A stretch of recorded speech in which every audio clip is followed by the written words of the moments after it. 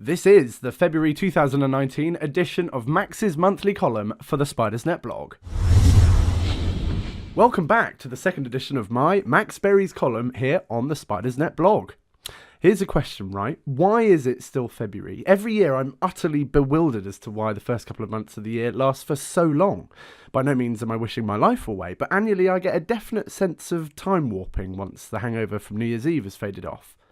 This, along with people either loving or hating Marmite, will be a fashion which lives on indefinitely. Even in the year 3019, I've no doubt a human, providing we haven't run out of oxygen or been invaded by other life forms, will say, "Why is it still February?" as he, her or it hops out of their teleportation device on a cold February morning. A topic which isn't indefinite, however, and will not still be pondered over in 1,000 years' time, is engine block size. You see, since about the 1850s, when a Frenchman called Etienne put together the world's first internal combustion engine, the main way to ensure your vehicle was powerful was to give it a bigger engine block. The bigger the block, the more cylinders you could put inside, like giving a pencil sharpener more blades. Rather inevitably, 50 years later, in 1903, this led to another man at Putney Motor Works making the world's first V12 engine. 6 pistons on each side within their cylinders, churning out 150 red-blooded, full-fat, very noisy horsepowers. Writing this over 100 years later, after various world wars, the invention of the tea bag, Jägermeister and the internet, 150 brake horsepower from a V12 engine seems incredibly inefficient, but for its time, it was a breakthrough. As early as 1916, motorcar companies were bolting these engines into racing cars and supercars, turning petrol mostly into noise, but with the odd brake horsepower. Sadly, in 2019, even the likes of V8 or V10 engines are being strangled in the name of our eco-footprint.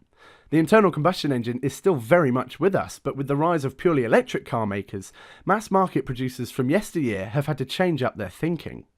Take the new BMW M550D. In years gone by, BMW would have stuffed a V8 under the bonnet, screwed in a simple turbocharger and be done with it.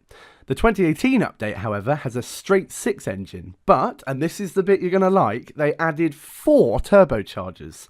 4! It's madness, but because BMW are German and enjoy calculating things beyond belief, it's worth it, throwing 400 brake horsepower at the rear axle. Having too high and too low pressure turbo kills off lag, just don't ask me why. I mean, this stuff would have baffled our man at Putney Motor Works, considering BMW's 3-litre 6-cylinder engine produces almost 3 times more power from half the number of cylinders. This means the M550D can launch from 0 to 60 in 4.6 seconds and is actually quite a monster. It's all well and good, pushing the limits of combustion power against the growing pressure of battery-powered cars. But there's no getting away from the fact that the M550D is a straight 6 engine and not a V8. And that's a bit like ordering a different t-shirt because the one you wanted was out of stock. It's not a huge deal, but a small part of you will feel repressed every time you wear it. I'm delighted to report, however, that there are a few ways to avoid this repression. Bugatti make cars which, frankly, aren't designed to be bought. One of their latest models, the Chiron, has a W16 engine. That's 2 sets of 8 cylinders, like having 2 V8s sat on top of one another. This gives the poor occupant 1,479 brake horsepower at their disposal, maxing out at 261 miles an hour, which is spiffing. The problem is, it costs £2.5 million, and that's a bit silly really, so here's a much cheaper alternative. The Lamborghini Aventador SV is my favourite car in the world. It's a lighter, harder version of the standard car, and it's fast. Not quite as fast as the new breed of electric supercars, but that's why I love it. It takes petrol, and petrol alone, and turns it into power and noise inside 12 cylinders, laid in a V formation, just like the engine I mentioned earlier from 1903. Honestly, it's a big, yellow, mostly carbon fibre insult to the whole idea of environmentally concerned product design.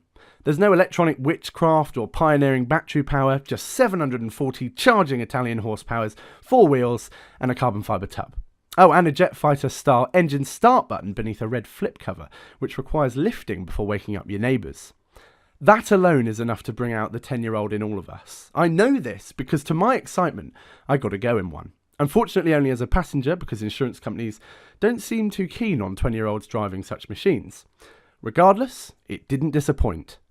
Just opening one of the scissor doors and sitting yourself in the cabin is enough to relax your bladder. It's madness. Everything is either bright yellow or carbon fibre. The seats are closer to the ground than a Lady Beaver's beaver, and my God is it loud. As a passenger while you're on the move, it is genuinely scary. Like sitting on the floor of your understairs cupboard with AC/DC sat next to you playing live at full volume while the local area is hit by a decent sized earthquake. You can forget any roller coaster in the world. As an experience, it should be classed as a drug. It's like the engineers at Lamborghini have put on a pantomime just for you, a pantomime backed by the astonishing audio of the proper 12-piece choir just behind your right ear. From a more mature perspective, the Audi infotainment system is a bit crummy, headroom is non-existent for anyone over 6 foot, and the rear visibility, well, it's limited to say the least. But you know, it's the stupidity of the SV that makes me respect it. As I've mentioned already, the vast majority of cars today are ever increasingly built with our impact on the planet in mind. Whether that means using a smaller engine block or a completely different powertrain altogether utilising batteries. But the Aventador SV is not. It's a V12 supercar, quite possibly one of the last we'll ever see, not only from Lamborghini, but the whole automotive industry. And that is why I love it.